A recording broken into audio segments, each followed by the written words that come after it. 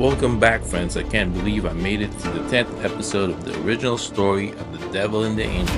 Thank you to all the people that followed Angela and Alina's adventures. I had fun writing the series. I modified it to be a truly narrative format, no dialogues. If you're new to my channel, my name is Del Carmen. I'm the host and narrator of this original series.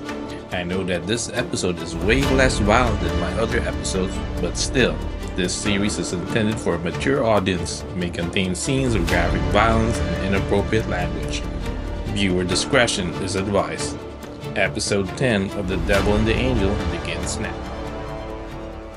Angela and Maurice already have a person of interest in the Rising Sun hospital patient deaths. Michelle RN may not look much like of a suspect, but looks can be deceiving. They made it known to Michelle that she is one. Frequent visits to the hospital, bumping into her in the cafeteria, occasional hellos in the unit. They were trying to get a reaction from her. Michelle, on the other hand, was stoic. Ice water was flowing through her veins. She would exchange highs and hellos. The new moon has come and gone with no incident. Sometimes Angela would ask Maurice if they miss anything. Maurice have always supported Angela. He knows Angela has a keen eye on strange cases. He too thinks Michelle is a little too shady, single and pretty, not much of a social life. They followed her a couple of times.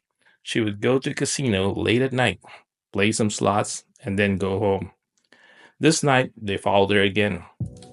Michelle did her usual routine. She played some slots. She got up, but this time she went to one of the clubs at the hotel. It's a Saturday night past midnight, the time of the night when clubs are its busiest. This night is no different. Angela and Maurice followed her, but they got tied up at the gate. The bouncers blocked them and their view of Michelle. They had to flash their badges. By the time they got past the bouncers, they'd lost Michelle. Angela and Maurice went straight to the middle of the gyrating crowd on the dance floor. The music, the lights, the shadows, and crowd made it impossible to find Michelle. The detectives got out of the club and went straight to the parking basement. Michelle's car was still there, parked in the same spot. The pair waited a couple of hours, but no sign of Michelle. It was already dawn, but it was still dark. Then it came upon Angela. She asked Maurice if he saw the moon last night. Maurice checked his cell phone for the lunar cycle. The new moon phase started 2 nights ago. A sense of dread came upon them. They drove around the strip twice, but no Michelle and nothing unusual. Angela directed Maurice to go to Michelle's place. When they arrived at the address, the lights was on and a shadow could be seen behind the curtained windows. Maurice got out of the car and took a peek. The curtain was flimsy enough. You could tell who was behind the curtains. It looked like Michelle has been there for a while and is getting ready to take a shower. She was wearing nothing but a towel. Maurice went back to the car and told Angela that it looked like Michelle has been home for a while. He asked if they should give her a knock. Angela told Maurice that Michelle would tell them that she had some drinks and took an Uber home. The next day, a housemaid was doing her rounds at the hotel in the strip. Room 982 should have been already vacated.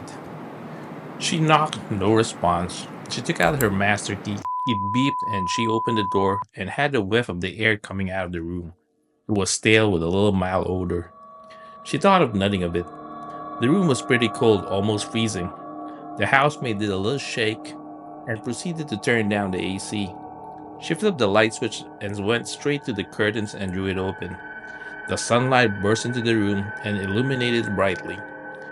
The housemaid, after adjusting her vision to the brightness, noticed that in one of the beds there's an obvious shape of a person on its side underneath the blankets. The housemaid apologized for her action, but no response was observed. She looked closer and noticed the long hair. She tried to wake up the woman by calling her Miss, and the housemaid's voice was getting louder. Yet the lady did not respond. The housemaid noticed that the skin was sallow and she wasn't breathing. Still, she wasn't sure, so she checked up for her pulse. She was ice cold to touch. The housemaid finally concluded that the guest was dead, and when she realized that, she let out a freakish scream and ran out of the room. startling the other guests and staff. Security approached her and tried to calm her down and asked her what's going on. Did was all the housemaid could say. Security checked on the guests. Sandra T was not responding and has no pulse.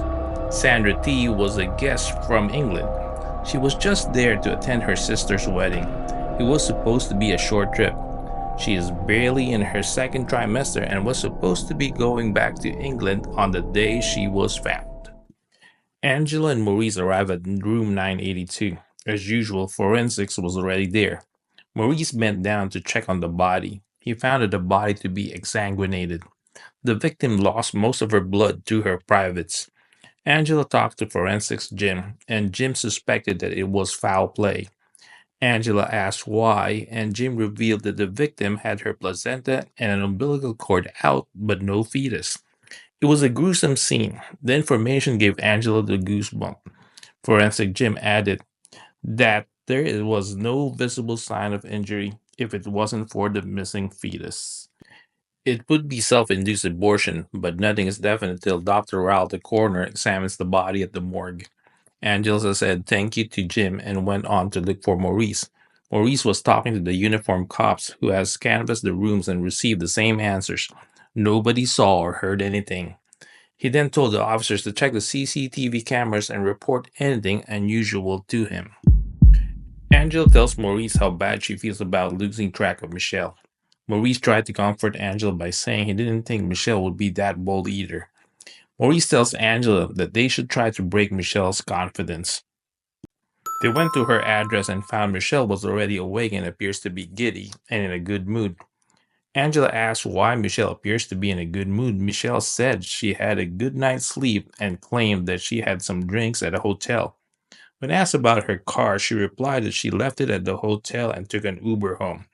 She added she didn't want to get a DUI here in Vegas. Michelle excused herself, saying she can't answer any more questions and she has a shift tonight. Angela apologized for the inconvenience. Maurice thought that Michelle was very good with her answers. She had a response for everything. Angela teased Maurice that at least they know where she would be tonight. Maurice wonders, why can't criminals have regular hours? Thank you for making it this far. Since you made it here, you might as well watch part 2. It's the conclusion of episode 10. I promise, I need you to trust me one last time.